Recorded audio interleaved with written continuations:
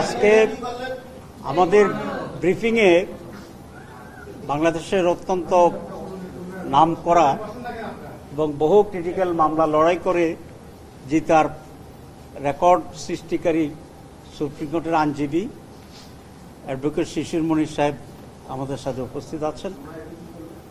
আর আমাদের দুজনকে আপনারা না চিনলে তো দায় দায়িত্ব আপনাদের, কারণ আমরা প্রায় প্রতিদিনই এখানে আসতেছি। আজকে তো আপনারা দেখেছেন 3টা থেকে শুরু হয়েছে, এখন বিরতি।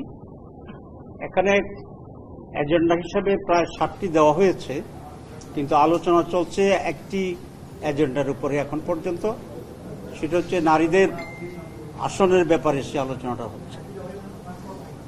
এখানে নারী আসনের ব্যাপারে কয়েকটি প্রস্তাবে গত কয়েকদিন ধরে অ্যামালগেমেটেড ওয়েতে আলোচনা চলছে।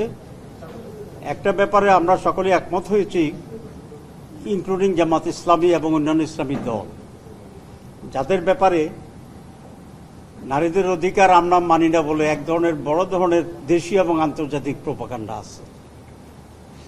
আমরা যখন ইউরোপ আমেরিকায় যাই বা অন্যান্য দেশের ডেলিগেশনরা যখন আমাদের অফিসে আসে, মেনলি সব জায়গায়, তারা 3টা-4টা প্রশ্ন কমন করে।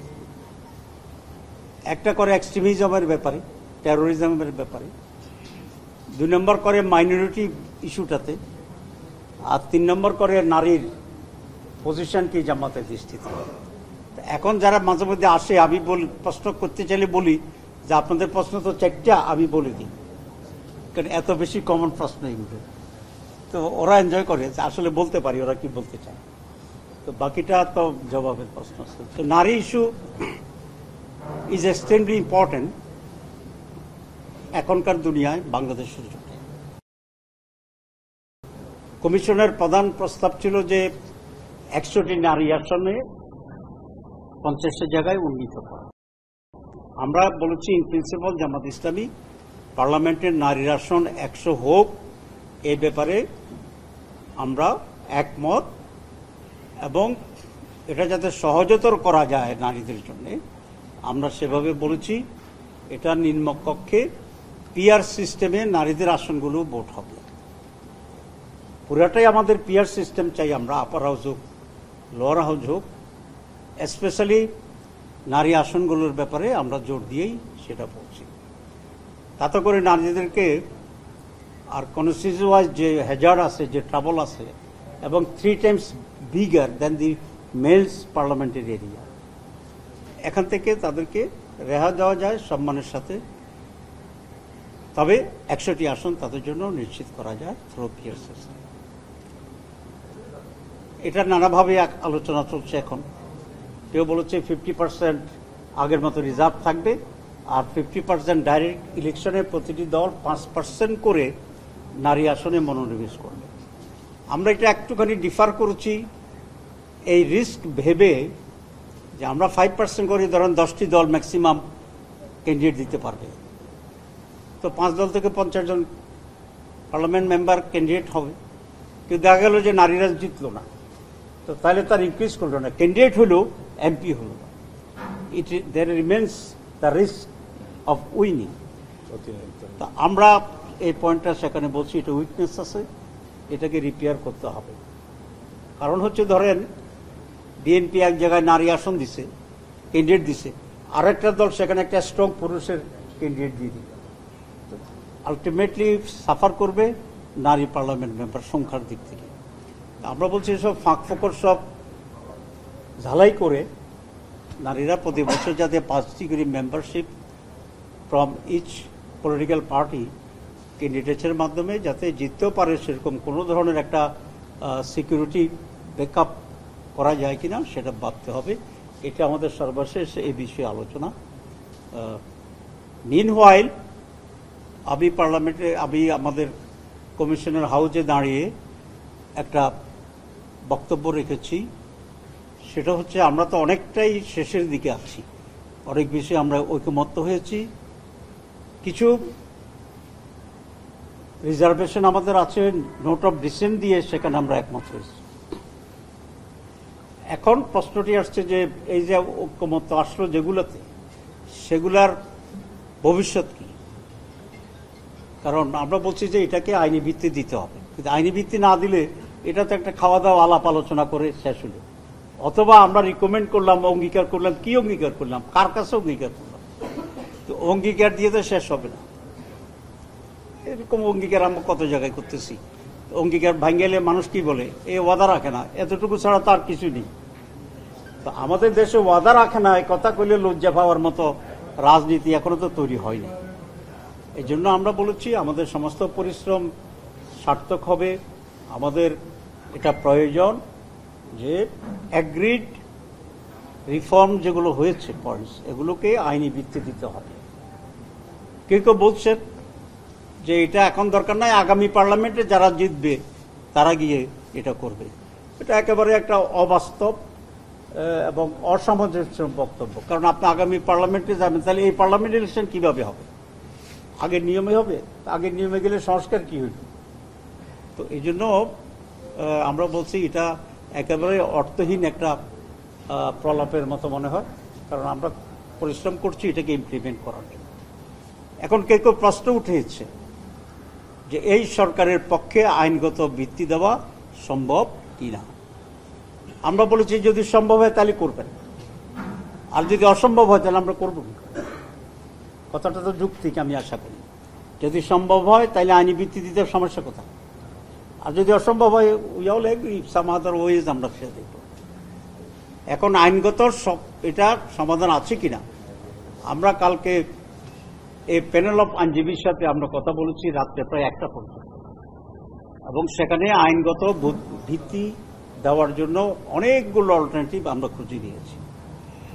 1 নম্বর হচ্ছে এলএফও, একটা আপনারা জানেন এলএফও একটা সিস্টেম আছে যেটা বোধহয় 70 নির্বাচনের আগে এটাকে এক্সারসাইজ করা হয়েছে, এটা ফলো করা হয়েছে। আরেকটা হচ্ছে গণভোট। গণভোটে তো আর কারো আপত্তি নেই, জনগণ ঠিক করে দিবে। 3 নম্বর হচ্ছে প্রোক্লেমেশন। প্রোক্লেমেশনের মাধ্যমে ভারপ্রাপ্ত যিনি এখন চিফ অ্যাডভাইজার যিনি আছেন, ইনি এটাকে ডিক্লেয়ার করতে পারেন। আর এই সবগুলোই পরে নির্বাচিত পার্লামেন্ট রেটিফাই করবে।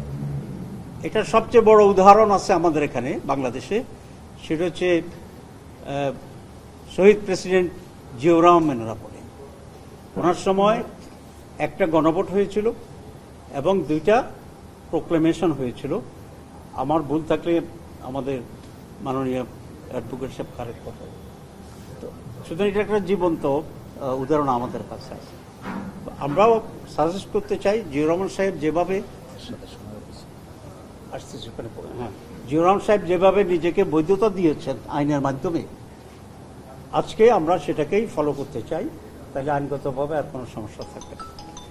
এরপরে এরশাদের সময়ও এরকম প্রোক্লেমেশন জারি করার মাধ্যমে তার গভর্নমেন্টকে বৈধতা দিয়েছে, পরে পার্লামেন্ট এসে এটাকে রেটিফাই করেছে।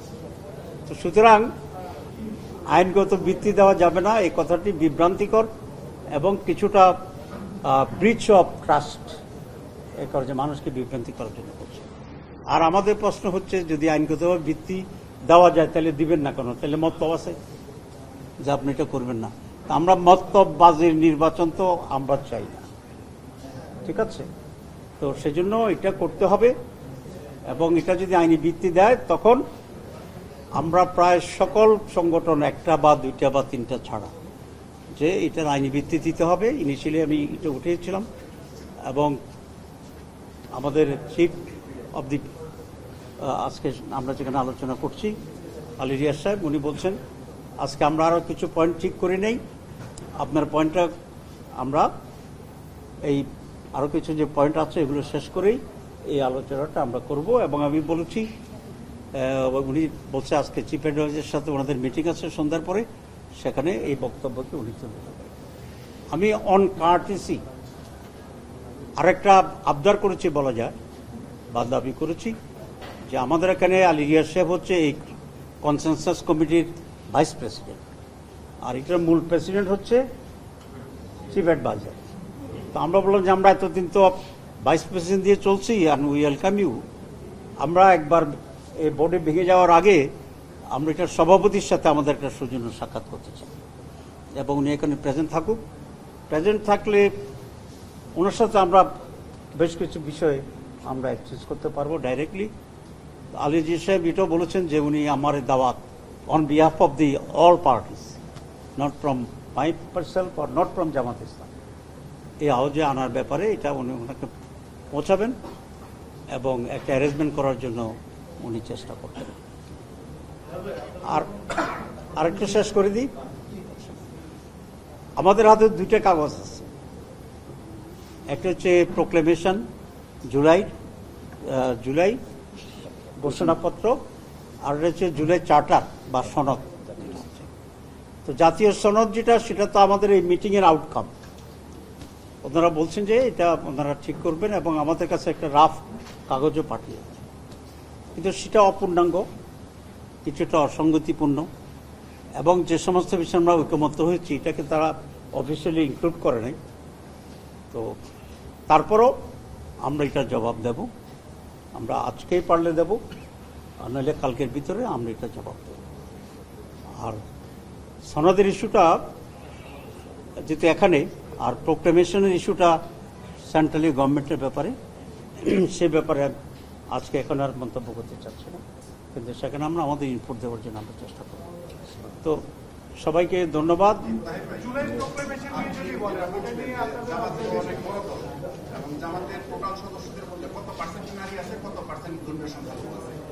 জামাত বড় দল কিনা এটা আপনারা অ্যাসেস করবেন, নিজের কথা নিজে বলে তো ঠিক হবে না। তবে আমাদের মাঝে 43% এখন নারী সদস্য আছে টোটাল আমাদের কমিটিতে। সংখ্যাবাদের সাপোর্ট আরো বেশি হতে পারে এবং আমাদের যে আরপিও যেটা আছে, আরপিওতে কিন্তু প্রত্যেকটা দল 33% নারী সদস্য রাখা বাধ্যতামূলক। কিন্তু যারা বেশি বেশি বলে যে আমরা নারীর ব্যাপারে কিরকম, আমাদের এখানে সবচেয়ে বেশি বিএনপিতেও নাই, আওয়ামী লীগেও নাই, বাকিগুলো তো আর বলার অপেক্ষা রাখে না। জুলাই ঘোষণাপত্র নিয়ে আপনাদের যেটা সরকার আপনাদেরকে দিয়েছে সেইটা নিয়ে আপনাদের অবজারভেশন কেমন? কোন কিছু সরকারকে জানিয়েছেন নাকি এখনো পর্যন্ত আপনারা রিভিউ করছেন? জুলাই দফায় স্পেসিফিক আপনাদের কোন দফায় আপত্তি আছে? জি, জুলাই ঘোষণাপত্র যে আমাদেরকে দিয়েছে এটা কি সরকার আপনাকে ইনফর্ম করছে? না, আমরা পেয়েছি, জানতে পেরেছি যে আপনাদেরকে পেয়েছি। আচ্ছা, এটা নিয়ে আমরা এখনো ওয়ার্ক করতেছি।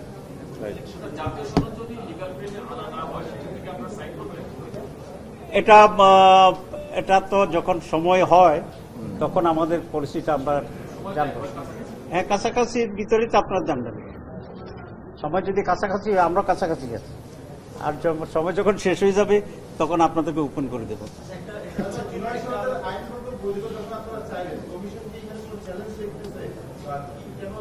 না, কমিশন যে কথাটা আমাদেরকে বলেছে,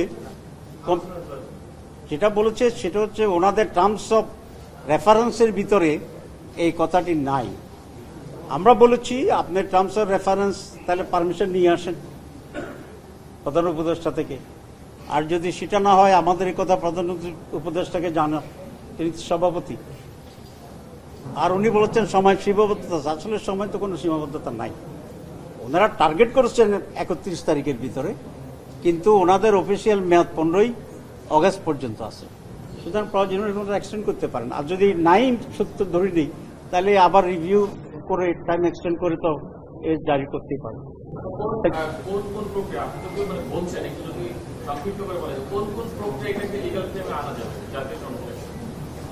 আচ্ছা, আমি আপনাদের অ্যাডভোকেটকে রেফার করলে ভালো হবে। জি জি, এটা নানা প্রক্রিয়ায় আনা সম্ভব। তার মধ্যে একটা প্রক্রিয়া হলো প্রক্লেমেশন দিয়ে আনা যায়, আরেকটা প্রক্রিয়া হলো প্রক্লেমেশন দিয়ে প্রক্লেমেশনকে অর্ডিন্যান্স জারি করে আনা যায়, আরেকটা প্রক্রিয়া হলো রেফারেন্ডামের মাধ্যমে আনা যায়। তো যে কটা প্রক্রিয়া আলোচনা হচ্ছে, আরেকটা হলো এলএফওর মতো করে লিগ্যাল ফ্রেমওয়ার্ক অর্ডার, যা নাকি 1970 সালে জারি হয়েছিল, এই সিস্টেমেও আনা যায়। তো যে সিস্টেমেই আনা হোক না কেন, এটা করতে গিয়ে সংবিধানের যে অংশটুকু ভায়োলেট হচ্ছে এই অংশটুকুকে প্রক্লামেশনের অধীনে আনতে হবে। এবং এই ক্ষেত্রে অতীতে জিয়াউর রহমান সাহেবের সরকার, এরশাদ সাহেবের সরকার যে পদ্ধতি অবলম্বন করছে, আমরা মনে করি সেই পদ্ধতিটাই সবচাইতে বেশি সাংবিধানিক হবে।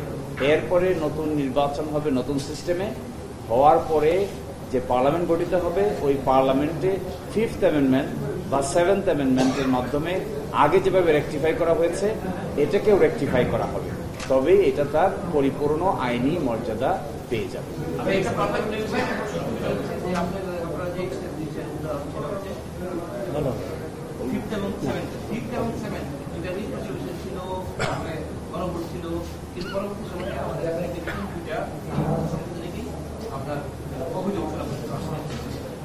এইবার কি আনা যায় যাতে ভবিষ্যতে কোনো আইনি প্রশ্ন না পড়ে? এবং এটার জন্য এই সরকারের সবচাইতে বড় ভিত্তি হলো জনগণের অভিপ্রায়, যে বাংলাদেশের সংবিধানের আর্টিকেল 7-এ আছে, অনুচ্ছেদ 7-এ আছে। জনগণের অভিপ্রায়ের চাইতে বড় সাংবিধানিক ম্যান্ডেট আর কিছু হতে পারে না।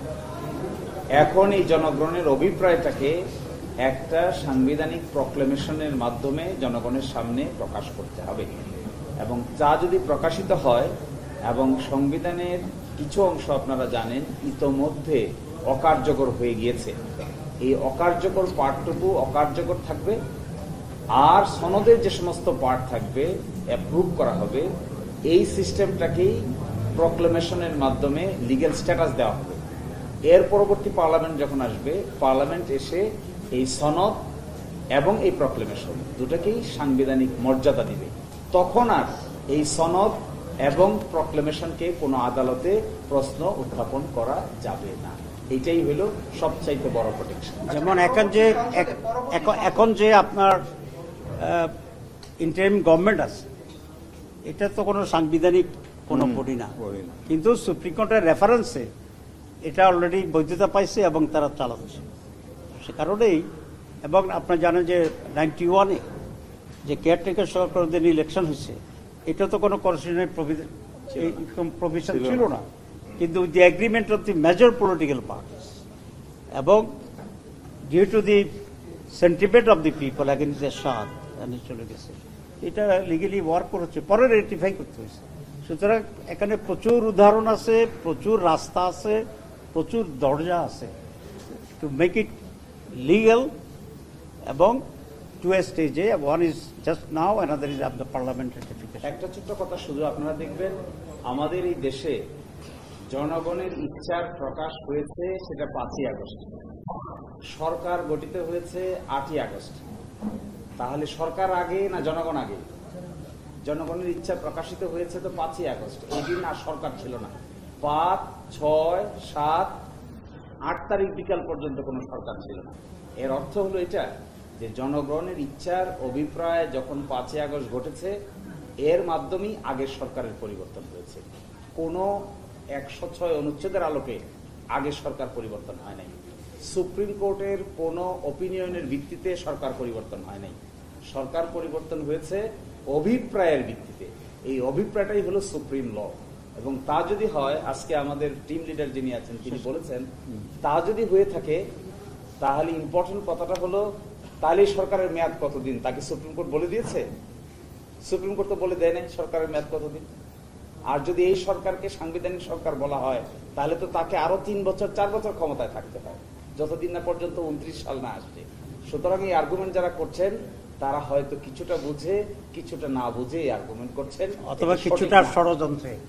সব ক্ষেত্রে তো তাহলে সংসদে যেতে হবে, সবকিছু তো শেষ পর্যন্ত সংসদে যেতে হবে। পরবর্তী সংসদ যদি সেটা পাস না করে বা সেটা যদি না মানে, সেক্ষেত্রে কি হবে? সেক্ষেত্রে সকলেই অবহিত হবে যে সংসদ সদস্যরা নির্বাচিত হবে, তারও